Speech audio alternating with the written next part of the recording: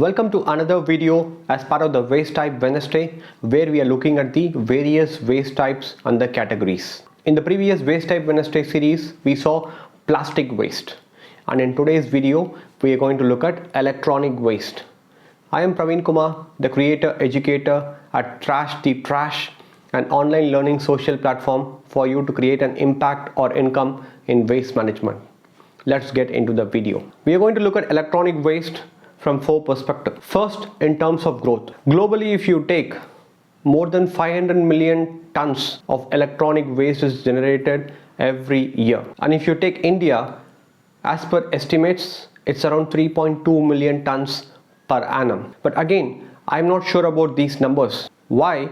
Because as per the governing agency, the Central Pollution Control Board in India, they have reported that the e-waste generation is around 1 million ton. So where is 3.2 million ton and where is 1 million ton? And the same you can apply to the global figures as well. Why is that so? How is it possible? I have explained about this in my other videos, but let me give you the context in terms of electronic waste. For any product to become waste, it doesn't happen quickly and easily. It takes time and there are various stages. A brand new product, it takes time to become old product. From there, it becomes outdated. Then it becomes obsolete, and then finally it becomes waste. But then when the estimation is done, everything is considered as waste. But then what is happening? When the product is in the brand new state or in the old state or in the outdated state, it is still being used. It is still somewhere in the value chain being used by someone. So then how can you say it is a waste? And that is why it is not there in the market, but it is there as per the estimates. So these are two different figures. One is as per estimates, what they have estimated, but then in actuality that much is not there as waste, but rather it is being used somewhere in the value chain. We will see much more in detail. Okay, now let's look at the second one in terms of the factors, futures contributing for this growth.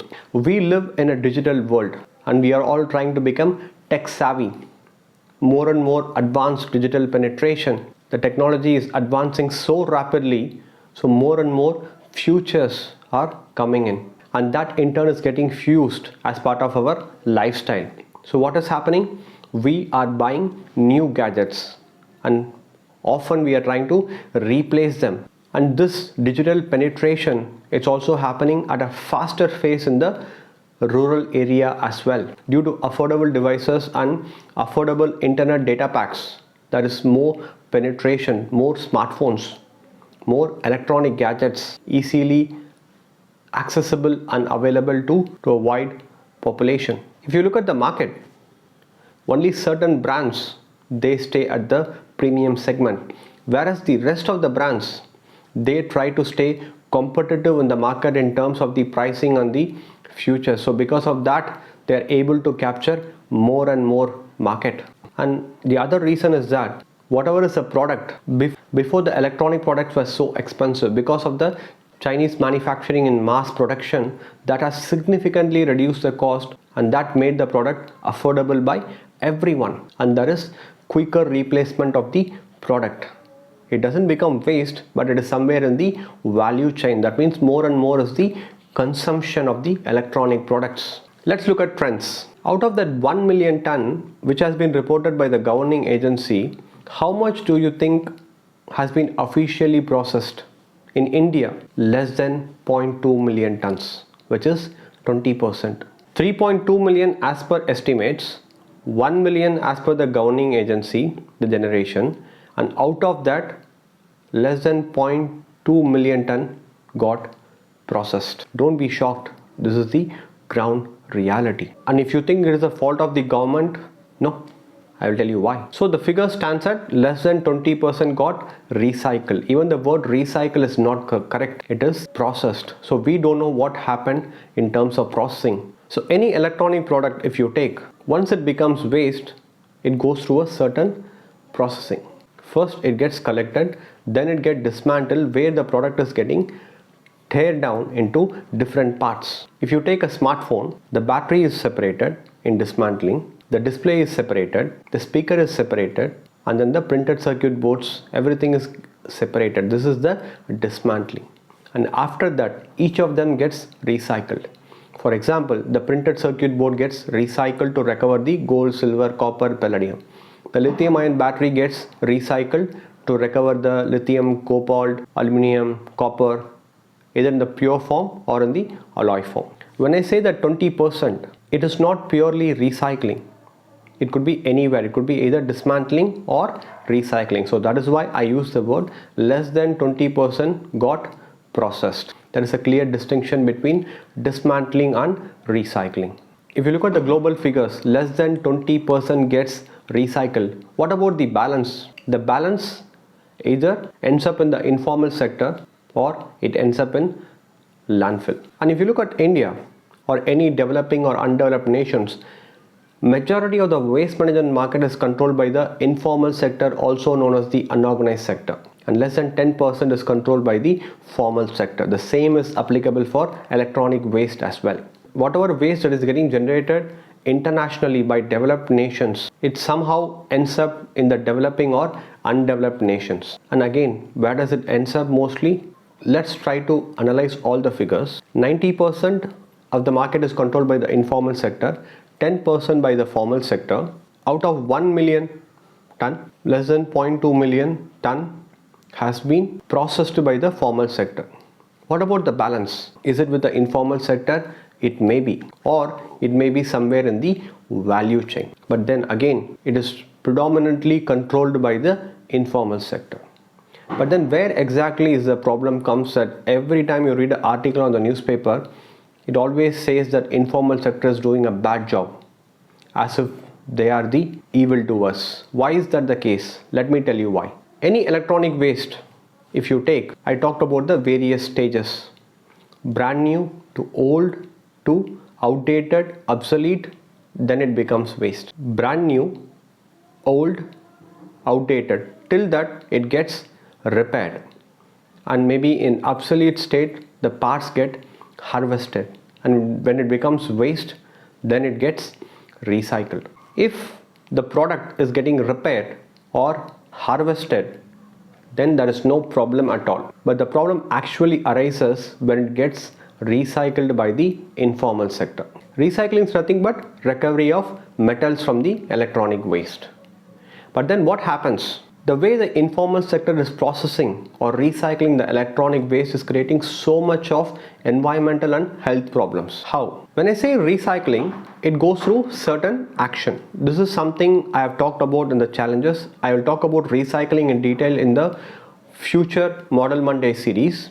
But for now, let me give you the context. When I say recycling, that too in electronic waste, it goes through either physical process, chemical process or heating process. It could be one or more, or it could be combination of all the three. This is what the recycling in general when it comes to electronic waste. But then the formal sector is also doing the same, but then whatever they are trying to do, they are trying to do in a controlled environment. So whatever is going to be the physical separation, they follow some safety measures. If there is going to be a dismantling, then they have safety measures. Glove, mask, eye goggles, safety shoes, safety dress for the workers. If there is going to be a dust, then they have dust collector. When it comes to chemical process, whatever is going to be the wastewater, they have a effluent treatment plant to process the wastewater. And whenever there is a air pollution, they have air treatment system in place. But on the other hand, if you take the informal sector, they don't have such infrastructure. When it comes to physical separation, what they try to do, they do it with the bare hand, without any mask or safety goggle. Because of that, they get directly exposed to the hazardous parts of the electronic waste, which in turn is affecting their health. And even children are employed for such activities. Coming to the heating process, where they try to burn the electronic waste in the open. So because of that, what is happening? Toxic gases are getting released into the environment, which they are also inhaling. and they also use chemical process, and that too cyanide based process, to recover the metals. Whatever the formal sector is doing in terms of metal recovery, the informal sector is also doing the same, but only thing is they are doing it very crude manner. So whatever is going to be the chemicals, the wastewater chemical, they don't get it processed, but rather they just dump into the nearby water bodies. Then again, that is going to affect the well-being. So because of these reasons, the environment and the health are affected. So that is why it's often coming up that informal sector is doing a bad job, especially when it comes to recycling. And you also need to understand one thing: informal sector, whatever they are doing, they are the best when it comes to that. Whatever is the informal sector doing, they don't have any machinery cost, any infrastructure cost, no labor charges, because it's going to be their friends and family and relatives who are working in this one. And because of that reason, there is not much cost. So because of these reasons, they are able to pay more price for the waste, and they have lesser operational cost. That is how they are able to control 90% of the electronic waste market and also the waste market.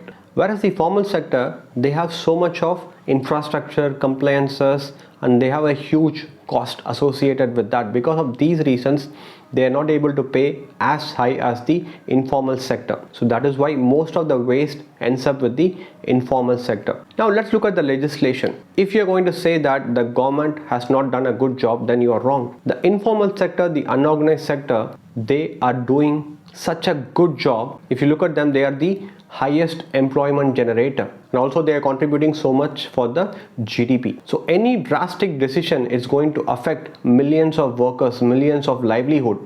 So government also cannot take any drastic decision when it comes to waste management, when it comes to the informal sector. So whatever has to happen, it has to happen in a smooth manner. So that is why government is trying to come up with rules. That is why the government is trying to come up with the amendments, new regulations, so that the informal sector can become formal sector. They can get formalized, the waste can get streamlined. That is how the government is working. So whatever law, environmental law that we have with respect to electronic waste management, it has been adapted from the European Union version, and the government cannot tighten the regulation as such. If they're going to tighten the regulation, then what is going to happen? That means more and more pressure is going to be felt by the authorized waste management company. That in turn is going to increase the compliance cost, which is going to eat their margin, and they will be able to pay lesser for the waste.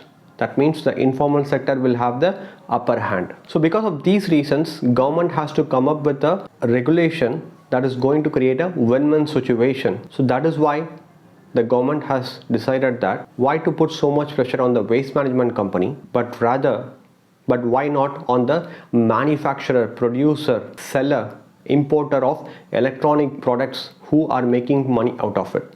So that is how the government introduced the extended producer responsibility, through which whoever is importing, producing, manufacturing, selling the electronic products, they are responsible for the electronic waste. So depending on the quantity they have sold, a certain percentage of it has to get processed, and that is the responsibility of the profit making companies who are either manufacturing, producing, selling or importing. And now that is somehow streamlining the waste, and more responsibility, accountability are coming into picture. Even on the waste management side, the government is also coming up with various ways and means to make stringent measures that they are doing a decent job and no waste is getting leaked from them to the informal sector. And again, coming to the transparency part, there is no transparency as such when it comes to the e-waste.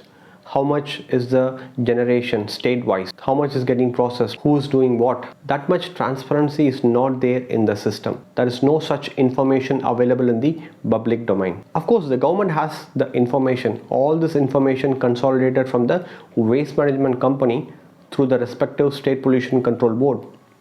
But again, these information are hardly disclosed in the public domain, for a variety of reasons. Disclosing that, either it is going to make the government responsible for it if there is going to be underachievement, or whatever is the information projected, it is going to be the government responsibility for the authenticity of that information. And on the other hand, what is happening when it comes to the waste management company? There is no transparency in terms of who's doing what. As I said, in waste, electronic waste, you can do collection, dismantling, recycling, and repair is called the refurbishment. So they call the refurbisher. So there is a collector, dismantler, recycler, and a refurbisher. The government simply states that there are some 400 to 500 players and this is their capacity and their address, and it doesn't say who is a collector, a dismantler, a recycler, or a refurbisher. These kind of transparency in terms of the waste collection, the waste processing, who's doing what, that is going to create a plain level playing field. And also the government is working towards more tracking system in place, which will definitely come in the future in terms of the whole value chain tracking.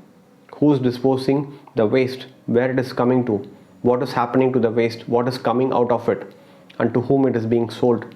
So the government is working on such a tracking system that is definitely going to be the game changer, and that is going to further streamline the waste from the informal sector to the formal sector.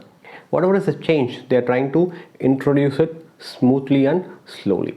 This is what electronic waste as a waste. I'll see you next week with another waste type as part of the Waste Type Wednesday series. I'll see you tomorrow with another video as part of the Thrasher Thursday series.